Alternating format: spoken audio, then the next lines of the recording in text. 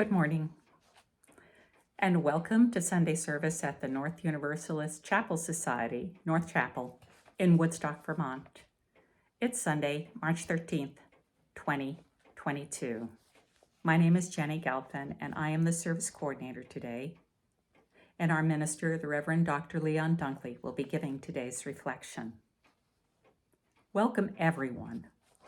Those of you who are able to make it to church today, and those of you who are staying connected with us through the recorded service. I am glad that there are familiar faces and also new faces among us, friends I have yet to meet and get to know. The last time I spoke to you was the first Sunday in January of this year. After a lovely time during the fall when we were able to be together in the sanctuary, we had just returned to remote services. It's nice today to be reversing that and again to be able to be present with one another for those who were able to come today and stand in each other's presence. We are a resilient community. We are weathering these storms together. Storms within, storms in our community, storms in the world. And together, our faces are like sunshine for one another.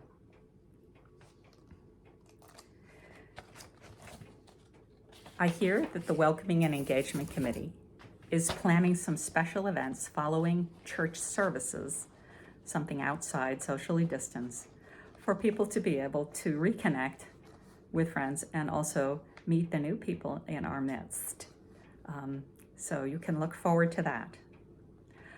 I have been asked to announce that the reopening task force is continuing to meet to consider the requirements that we have in place, masking and social distancing, and when these might need to change. They have heard from many of you. Some of you have a great desire to return to being in church in person as close as possible soon, and others are feeling quite cautious and concerned. You can express your concerns whichever way they are and your wishes, or ask questions of the committee members. It's an extensive committee. You can find the list on the church website. Other announcements. The church website has many announcements, but the one I'd like to mention today is our auction. It's an annual fundraising event. It's great fun. You bid, then you rebid, and there are goods and services, all kinds of delightful things that you could come to be the recipient of. The link for that is also on our website, and that website is northchapelvt.org.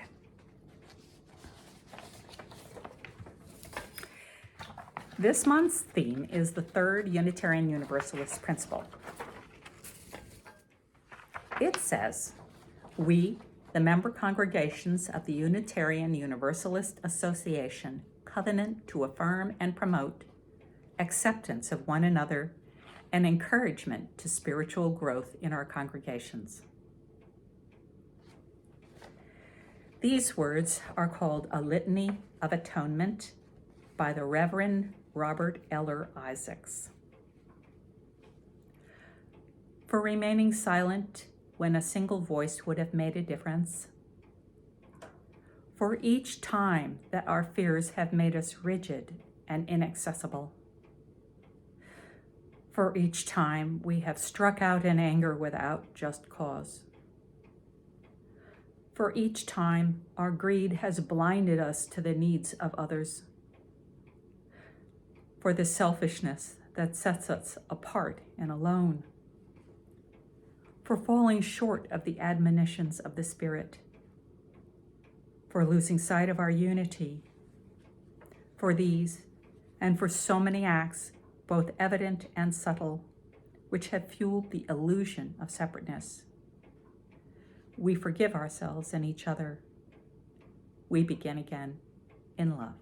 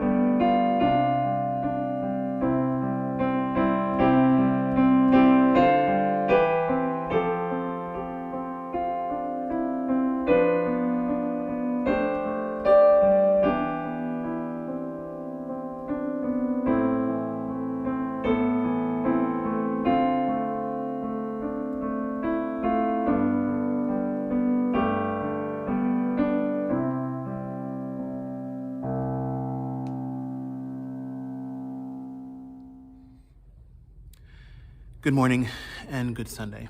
I hope this new day finds you well. Today is Sunday, March 13th, and the title of this morning's reflection is Hero Always Wears the Sign of Hope. It is so wonderful to see you today as we gather for the first time after too long a time away.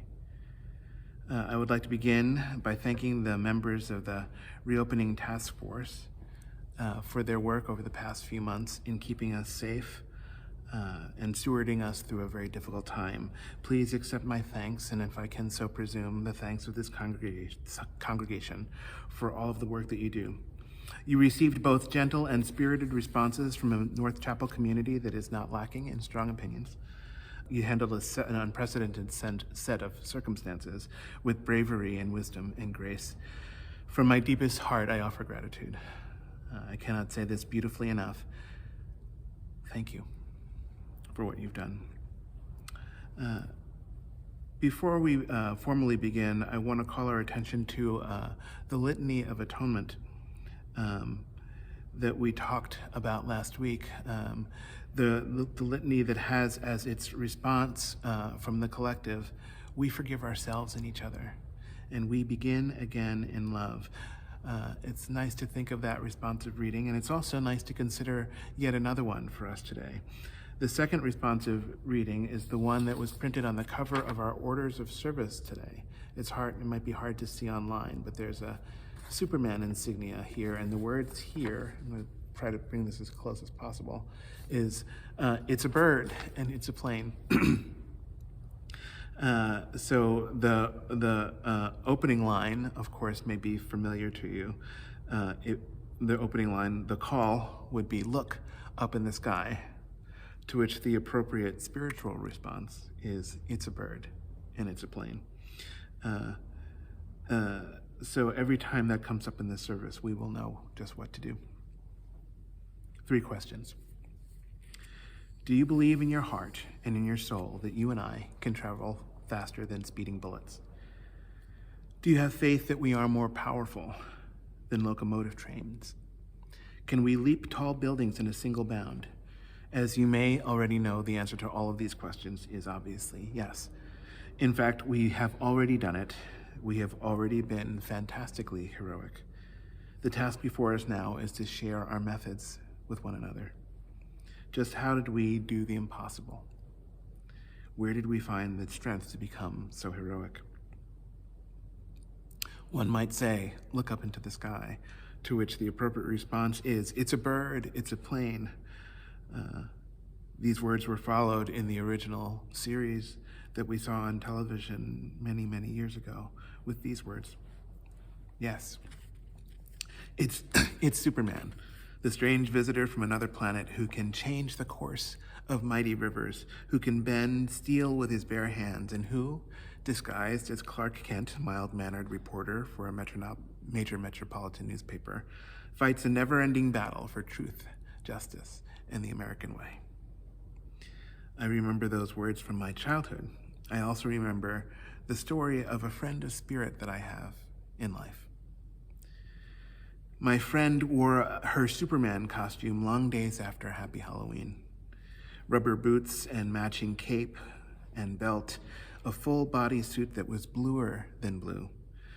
A bodysuit that was lion's roar blue, if you know what I mean, matching her eyes and her personality.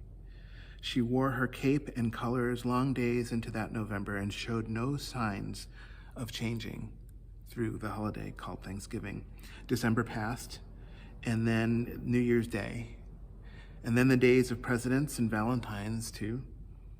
Most of the winter came and went, and still she wore the costume every day, right down to the foolish snows of winter. The weather is quite amazing at this time of year in Vermont. And although the signposts are all against me, I am hopeful for the coming spring. I am not heartbroken by late winter snows this year, at least not entirely. Well, let's just say I have a better attitude than I had last year. I've matured a little bit since 2021. Not much, but a little bit. For instance, a friend of mine just sent a picture of warmer weather, an outdoor vision of food and fun and fellowship. It looked lovely to me. A group of winter coatless people sat outside without irony. No scarves, no hats, no gloves, no joke. In theory, this can happen up here in Vermont as well. Now, I admit I wasn't happy when I saw how warm it looked, and I admit that I wasn't happy about the weather situation up here right now, and I almost got bitter about it, but then I remembered that little girl and her endless Superman costume. She wore it through late October and right on through the new year. She wore it through Black History Month, threadbare as it was. She just couldn't take it off. She wouldn't, no matter what. And as the red-blue costume wore thin around the elbows and around the knees, the family encouraged the child to face the facts. The costume that she wore was wearing out. They tried to forestall the inevitable. They tried to soften the blow of the coming bad news by buying her another costume, the same one that she had on. This way, she knew for sure that she could be Superman once again the next Halloween, and she loved the thought, but she had a better one. She accepted their gift without hesitation, but she had a better, more noble, and more obvious solution. She tore next year's Superman costume from its package right away, and she put it on right over the first. That way, she could continue to wear the great heroic symbol over her heart. That way, she would never have to skip a beat. And she continued this brave practice over time, through her teen years and right into young adulthood. Of course, and obviously I'm kidding, I'm just joking around. The truth is that she never suspended the practice. She never stopped wearing the Superman costume. She still wears her cape and her colors under her clothing still today. I, too, dreamed of being heroic when I was young, like she. But I grew out of it, much to my chagrin. Not all of us do. Some of us never let go and never outgrow the hero's phase, wearing the costume all the time, even in church, and even today. Mary Blanton, I hate to put you on the spot, but unless you're feeling shy about it, would you please just run into town and into the nearest phone booth and make your quick change in secret and come out flying like you do. It's time to save the world again, my friend. She still wears her cape, and to be honest, all of us do. The hero always wears the sign of hope. We've all just done something that is quite miraculous, headlong.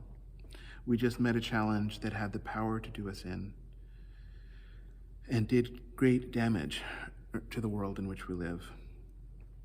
The COVID time of separation was hard on all of us. The COVID time was hard. And I don't mean to say that it is over, it is not. We will be living with its effects long into the future. But something substantial has changed, something meaningful, something significant, something real, and by it, we have all been changed somehow. We've all been affected. How we have been changed is as yet unknown to us.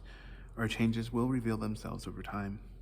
Maybe we've forgotten how to be socially appropriate, having grown accustomed to life online. We may find ourselves in need of obvious coaching. Do you remember the wearing pants advice? This one was a rough one to learn the hard way. When you've gotten used to attending online meetings and you assume that you will be seated for the whole while, and then the cat tips over the houseplant behind you and you spring up to save the day, revealing the fact that you're wearing your pajamas or your boxer shorts beneath and safely hidden from the computer's camera. I'm so glad that on this Sunday, no one has forgotten to wear the pants in the sanctuary. It would be a blessing if you had. Anyway, I've wondered how it would feel for us to all be together again, to be able to see one another, to be able to see and show our beautiful faces above the mask, to feel our presence, to hum again, having overcome impossible challenge. 2 years ago, almost to this very day, we were planning a Sunday service. In fact, 2 years ago on this very day, we were planning, well, actually 2 years ago, almost this very day, we were planning a service for which I asked Prue Schuler to read the words of a great leader of the state of Vermont. I asked her to read the words of Bernie Sanders. And then the sky opened up, if you remember, and the earth shook beneath our feet and everything changed. I had to call Prue and ask her not to read the words I had offered to her because I was worried personally, and we were worried collectively, that our togetherness would endanger our health. The pandemic just shattered our habits and changed our ways around. Earlier this week, I asked her to consider reading Senator Sanders' words for us this morning as we figured out how to gather once again. And for the in-person service she did, but she's not here to share them now, so I will share them on her behalf. The words she spoke were these: "If ever there was a time in the modern history of our country when we are all in this together, this is that moment. Now is the time for solidarity. Now is the time to come together with love and compassion for all, including the most vulnerable people in our society, who will face this pandemic from a health perspective or face it from an economic perspective." Senator Sanders said these words on March 13th of 2020, 2 years ago today. We were then, and we are now, in solidarity. We have been, and we are now, and we will be, all in this together.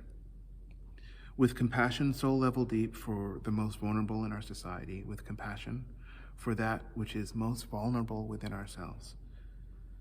Now is a good time to gather the heroic spirit in times of conflict. These times, it's hardest to imagine that we are all in this together. It's hardest to imagine solidarity in times of war. The day before yesterday, I was reading a book that I had purchased when I was back in graduate school in ethnomusicology back in the day. It's by a guy named Richard Tereskin. It's called Defining Russia Musically. I was reading through it when I came across a story in the news. There was a young pianist, a story about a pianist named Alexander Malakov. And the story was this. Despite voicing opposition to the Russian invasion of Ukraine, a young pianist was struck from the schedule of the Montreal Symphony Orchestra this week. In a Facebook post, Malakov wrote, quote, "The most important thing now is to stop the blood. All I know is that the spread of hatred will not help us in any way, but only cause more suffering." The Montreal Symphony Orchestra will not let Alexander Malakov perform, not when Russian bombs are still falling in Ukraine. Our fears become so great in times of violence. Alexander Malakov is 33 years old, which in a Christian sense is noteworthy, because Jesus was 33 when he met his end. Malakov was born in Russia. He moved to Canada when he was 10 years old. He went to college in Ohio at Oberlin. He studied piano with Angela Chen, and then he went on to Juilliard in New York City. He studied at the Cleveland Institute and then took a doctorate from the University of Texas. And until 2 weeks ago, he was a messenger of peace. He still is now, although some have forgotten this already. We forget things when we become afraid. We forget who we truly are beneath it all. Despite being struck from the performance schedule in Montreal, or perhaps precisely because of it, Alexander Malakov is even more of an ambassador of peace today. He wants the violence to end. He wants the spread of hatred to cease. He wants to bring an end to suffering. And he's not alone. Tens of thousands of Russian people are protesting in that country. International news sources estimate that as many as 13,000 protesters have already been arrested. They were arrested singing and chanting and speaking and being the message of peace. We don't lose hope, we choose it. We find it somewhere within and we press on. We press on to resist the choices of an unkind government. We press on to find the common ground and grounds for peace. We press on until we learn how to walk away from the battlefield when fate allows us to be that fortunate. We press on to find the best within ourselves and one another. We don't lose hope. We choose it against the odds and against the grain. We choose hope and we bear it and we wear its symbol. Russia was like another world to me when I was growing up. I was shocked that they had a different alphabet. I studied Spanish in grade school. Learning vocabulary was hard enough. Learning a different alphabet, it just seemed impossible to me until I heard The Rite of Spring by a composer named Igor Stravinsky, La Sacre du Printemps, until I saw the art of Sergei Diaghilev, the choreographer. I was moved to tears by what they did. I was struck so deeply in my core when I remembered who we are, when they helped me to remember the size and the shape of the human family, when I remembered that we are one, that we are all in this together, just like Prue and Bernie said we were. I was struck in my core when I shed the myth of separateness. In the Litany of Atonement, we remember the many acts that fuel the illusion of separateness. And we forgive those acts, and we come together as one. There are too many great illusions at this moment of the world. It's time to divest. It's a good time to unsubscribe. It's time to withdraw. It's a good time to retract our commitments to that which no longer serves us well. It's a good time to end the violence, a good time to say no to war. Conversations have already begun about how North Chapel can help to nurture peace. It's early yet, but the board meets on Tuesday and plans will get underway. Let's rest assured and keep the spirit of the sunflower and not the business of war central in our consciousness. Now, some people think that this kind of prayer is flaky, and maybe it is, but I believe that it saves the whole wide world. When I tear off my clothing, this outward-facing identity that I wear, the sign of hope is there for everyone to see. And the corniest thing about Superman, and I remember thinking this as a child, the corniest thing about him was his ego, his self-indulgence. I thought that it was corny that he wore his first initial on his chest. I thought it was stupid. I thought it was a major design flaw. I disregarded it because I love the rest of his message. I just overlooked the part I didn't like, even though it was staring me in my face, until I learned that the letter on his chest was not a letter at all, until I learned that it only looks like the 19th letter of the alphabet. The likeness is absent from both the Russian and the Ukrainian alphabets, which of course is meaningless, because, like I said, the letter on Superman's chest was not a letter. It was a symbol from a world that is far beyond us all. Now, if you recall, Superman was a strange visitor from another planet. His hero costume did not come from Madison Avenue in New York City. It came from the equivalent of Madison Avenue on a planet called Krypton, which is 27.1 light years away from where we are right now. Needless to say, the Man of Steel would not have learned our ABCs. The letter on his chest was not a letter, it was a symbol. It was a Kryptonian symbol for them, and now for us. It was a symbol of hope. Now, I'm very glad to throw away my self-indulgent ego theory about Superman. I'm so glad that my childhood hero isn't vain. In truth, they added this part to the storyline recently in 2003. But I'm still glad that it allows me to reimagine both the nature of my hero and the nature of the past. The hero always wears the sign of hope. It doesn't matter whether we lose it, it matters exquisitely that we choose it. In a chapter called Whiskey and Swahili Bean Sauce, the writer Doug Abrams was feeling nervous. He was the one who wrote the book of Hope with Jane Goodall. Abrams wrote, "The night before we were to begin our dialogues, I was nervous because the stakes were high. The world seemed to need hope more than ever. And in the months since, reaching out to Jane to ask if she wanted to share her reasons for hope in a new book, The subject of hope had been uppermost in my thoughts. What is it? Why do we have it? Is hope real? Can hope be cultivated? Doug Abrams was a kind of doubter with a case of imposter syndrome as he was there asking questions of a global hero, Jane Goodall. And as he did, though, such beauty did unfold. He writes, "A chorus of tropical birds sang and screeched and cackled and called.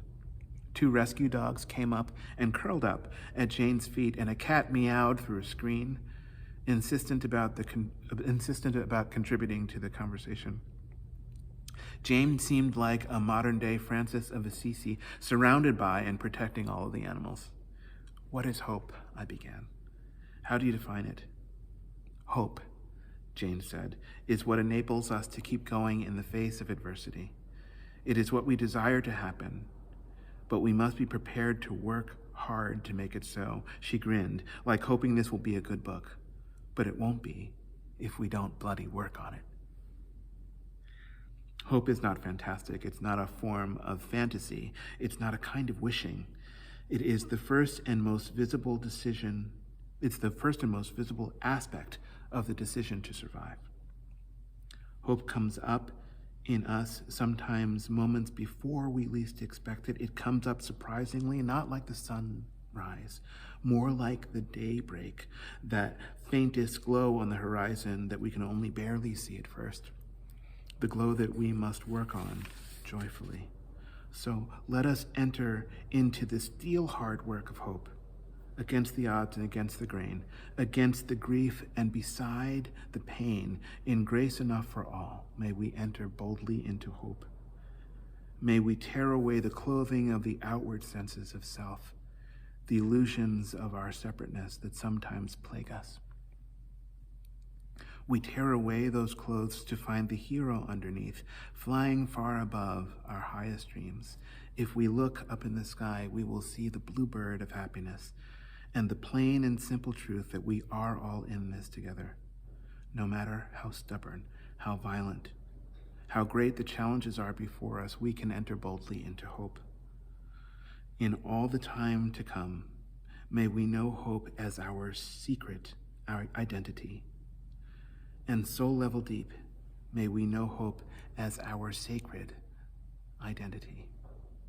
May its symbol be forever worn on our bravest heart. May it be so. Blessed be. And amen.